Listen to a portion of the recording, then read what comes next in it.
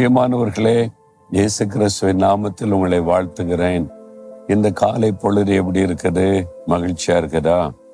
ஒவ்வொரு நாள் காலையிலையும் ஆண்டவர் நமக்கு கிருபை தருகிறார். அந்த நாளுக்குரிய புதிய கிருபை. இந்த நாள்ல நமக்கு என்ன சோதனை வரும், என்ன பிரச்சனை வரும், என்ன போராட்டம் வரும் நமக்கு தெரியுமா? தெரியாது. ஆனா இந்த நாளை நம்ம கடந்து போகணும். அதற்கு தேவனுடைய கிருபை அவசியம்.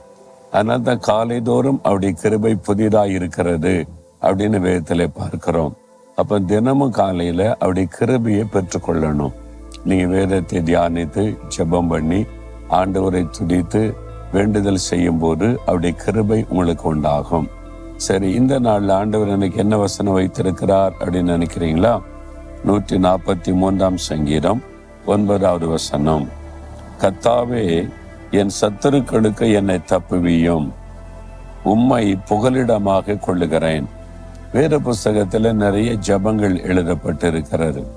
தேவ பிள்ளைகள் ஆண்டவரை நோக்கி பல சூழ்நிலையில ஜெபித்த ஜபம், அதெல்லாம் நமக்கு உதவியா இருப்பதற்கு. அப்போ இங்கே தாவீது என்ற பக்தன் சொல்றாரு, கர்த்தாவே, என் சத்துருக்களுக்கு என்னை தப்புவியும். நீங்க தான் எனக்கு புகலிடம், பாதுகாப்பு, அடைக்கலம் எல்லாமே.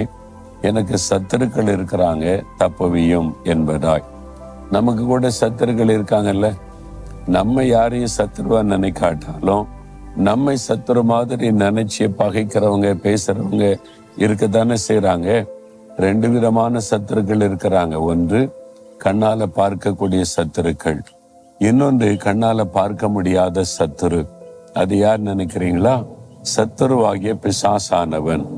அவன் கண்ணுக்கு தெரிய மாட்டான். அவன் மறைந்திருந்து செயல்படுகிறவன். நமக்கு கண்ணுக்கு தெரியாத ஒரு எதிரியாயிருந்து நமக்கு விரோதமாய் செயல்படுகிறவன். இந்த பிசாசு ஏன் நம்மை விரோதிக்கிறான் அப்படின்னா, நம்ம இயேசுவின் பிள்ளையாயிட்டோம்ல, அவரோட நடக்க ஆரம்பிச்சிட்டோம்ல, அதனால பிசாசுக்கு நம்ம மேல கோபம். அதனால ஏதாவது ஒண்ணு செஞ்சு டிஸ்டர்ப் பண்ணி நம்மளை சோர்ந்து போக பண்ணணுன்றதுதான் அவனுடைய திட்டம். அதனால ஏதாவது பண்ணிக்கிட்டே இருப்பான். அவன் தினந்தோறும் பண்ணாலும் தினம் தோல்வி அடைஞ்சிக்கிட்டே இருப்பான். அவனுக்கு வெக்கலாம் கிடையாது. தினம் தோத்தாலும் திரும்ப திரும்ப வருவான். அத மாதிரி சத்துரு. அப்ப அவனுக்கு விலைக்கே நம்மளை ஆண்டவர் பாதுகாக்கணும். கண்ணுக்கு தெரிகிற எதிரி இருப்பாங்க, வீட்டுக்குள்ளேயே இருப்பாங்க, உங்களை நேசிக்கிற மாதிரி பேசுவாங்க, உள்ளுக்குள்ள பகைப்பாங்க, வேலை செய்யற இடத்துல இருப்பாங்க, வசிக்கிற இடத்துல இருப்பாங்க, நீங்க பிசினஸ் பண்ணா பிசினஸ்ல இருப்பாங்க, நீங்க வேலை செய்யற இடத்துல கூட சிலர் உங்களை பகைக்க கூடும். நீங்க ஜெயம் பெறீங்க, ப்ரொமோஷன் ஆகுறீங்க, உயர்த்தப்படுறீங்கன்னா எல்லாரும் சந்தோஷப்படுவாங்க.